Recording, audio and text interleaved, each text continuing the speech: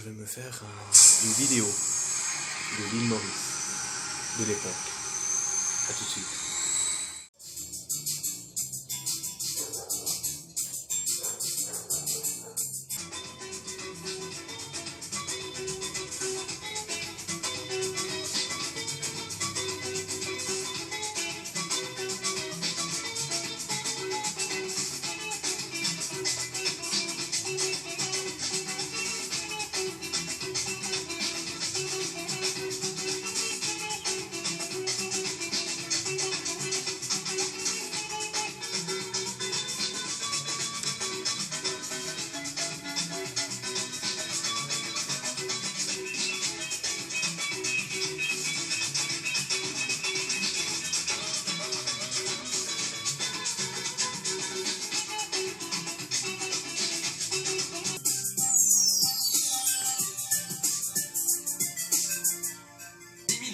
De Paris, juste au nord du tropique du Capricorne, l'île Maurice est, quant à elle, depuis longtemps, l'un des hauts lieux du tourisme international.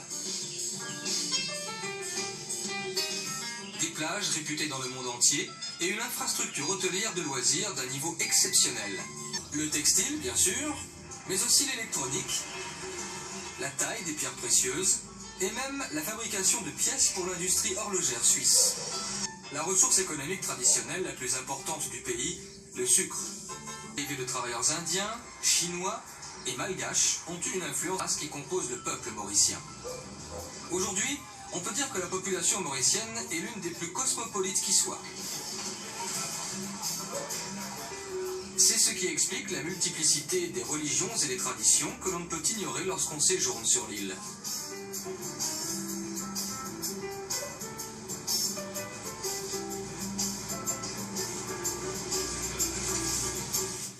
L'anglais est la langue officielle, mais le français, qui a conservé la couleur du passé, est omniprésent. Le créole est lui aussi très pratiqué dans les foyers, et toutes les communautés ethniques perpétuent la pratique de leur langue d'origine. Un des facteurs les plus importants du développement spectaculaire de ces dernières années, l'un des pays émergents les plus dynamiques. Imaginé au début des années 1980, Port-Louis est l'une des villes les plus actives de l'océan Indien. Elle reste néanmoins une petite capitale. Baptisée Port-Louis en l'honneur du roi Louis XIV, la ville fut élevée au rang de capitale par Mahé de la Bourdonnais, gouverneur nommé par Louis XV. Il réorganisa le port. Les corbeilles en osier traditionnelles mènent au cœur de la cité. Entre les longues allées qui relient différents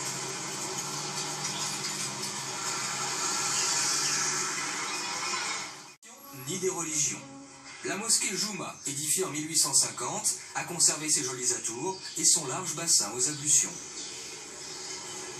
L'islam a 180 000 fidèles. Les chrétiens, eux, sont 300 000 et ils ont tous leur lieu de culte. L'église Sainte-Croix est catholique, dédiée au Père Laval, missionnaire français et médecin, qui se fit au XIXe siècle l'apôtre des Noirs. Vaste cité dans la cité qui fleure bon le pays de Confucius. Même s'ils sont minoritaires, les Chinois occupent une position prépondérante. Pas encore futuriste, mais déjà bien en mouvement, Port-Louis s'attache à inscrire les valeurs culturelles.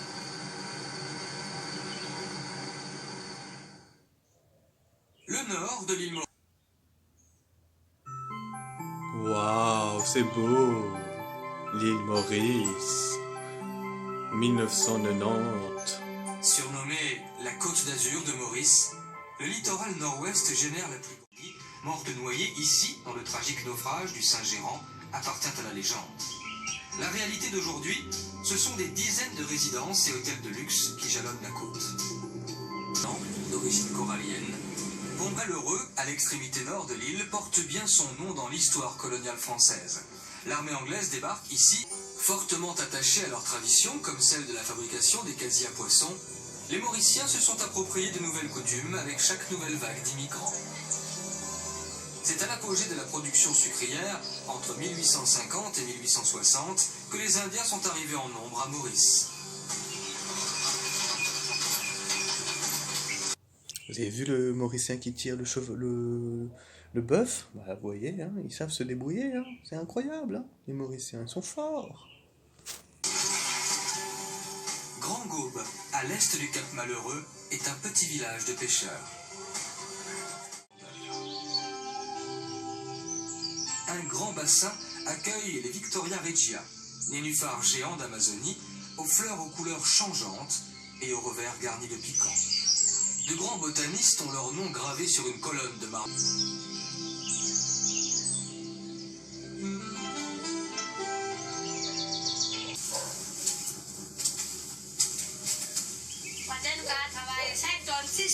À nous quatre, on en coupe 5 à 6 tonnes par jour, explique cette dame. Pour un salaire journalier de 150 à 200 roupies. C'est-à-dire pour 40 ou 60 francs français. Si la saison de la rivière du Cap.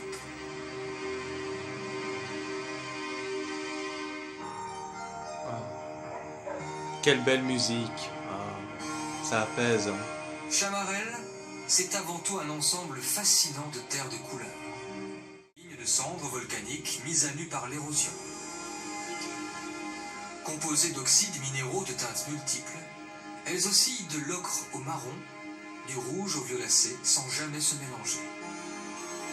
Et dire qu'on pouvait marcher dessus. Hein. C'est bien sûr au lever ou au coucher du soleil que la magie opère le mieux.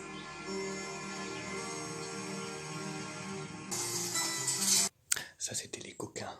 Ils volent, ils volent. Ah.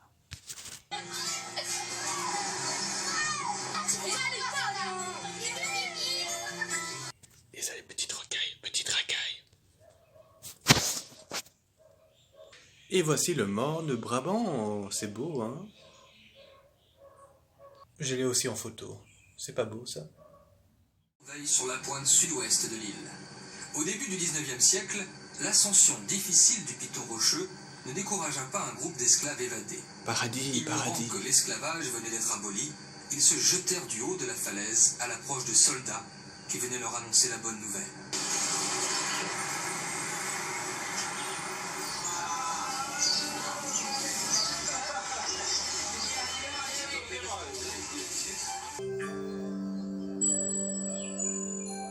Quelques kilomètres plus au nord, l'aéroport international de Plaisance, le seul de l'île, accueille la quasi-totalité des 400 000 touristes qui visitent l'île chaque année.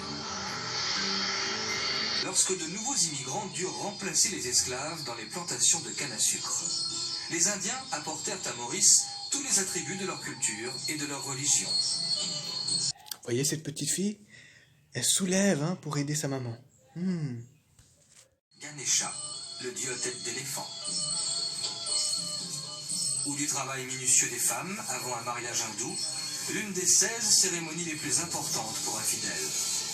Pendant des heures, les femmes trient un à un les grains de riz, ne conservant que les plus blancs, donc les plus purs pour le déjeuner nuptial.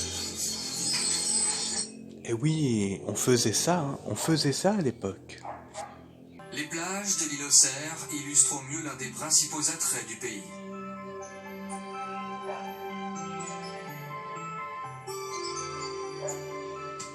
Mais l'île Maurice est bien plus précieuse qu'une simple carte postale. Riche et mouvementée, forte d'un melting pot réussi de langues, de cultures et de religions, fragment de cette étoile qui un jour tomba, dit la légende, dans l'océan Indien. Et pour finir et clore cette vidéo, comme quoi, l'île Maurice, c'était mieux l'époque.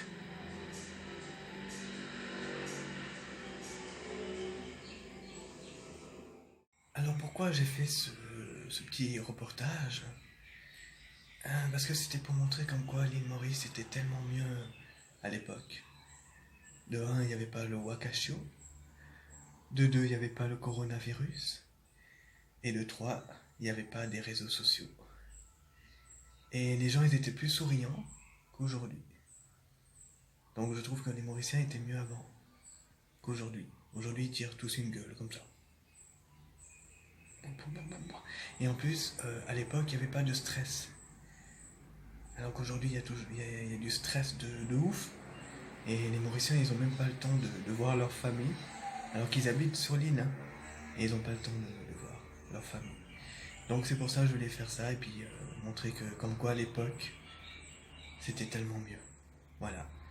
Sur ce, passez un bon dimanche et une bonne journée. Jésus, Amen.